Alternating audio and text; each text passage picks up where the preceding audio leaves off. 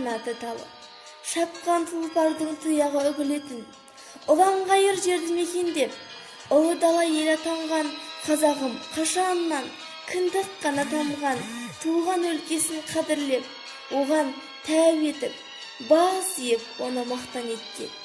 Менің туған өлкем.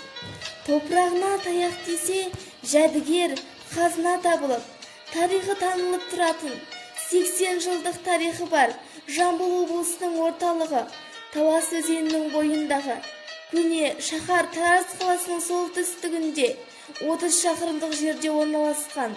Есігінің кіреберісіне ауыл түбі бірлік, қауым түбі тірлік, ырысалды ынтымақ деген аталар сөзін ұран етіп жазып қойған.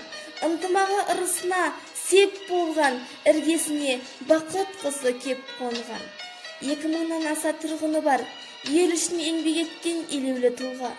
Кешегі ғасырда Көшеней болысының басқарушысы болған Мәдімәр Райымбекұлының есімімен аталған Мәдімәр ауылы. Жерінің берекесі, елінің мерекесі жарасқан. Шөбі шүйгін, топырағы майлы, ағынды суы бал татитын, ақшабағы май татитын менің туған жерім Байзақ ауданындағы ауылдардың сұлтаны. Кең даланың төсінде сап түзеген сарбаздай болған 3 көшенің бойына орналасқан.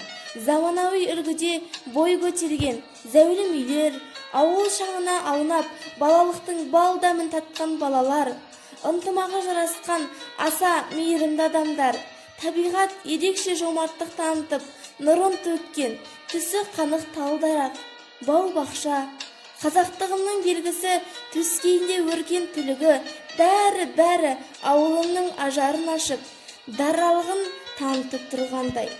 Қазақстан Республикасының тұңғыш президенті Нұрсұлтан Әбішұлы Назарбаевтың болашаққа бағдар рухани жаңғыру мақаласы негізінде туған жерге туыңды тік бағдарламасымен менің ауылымда көптеген игі шаралар жүзеге асты.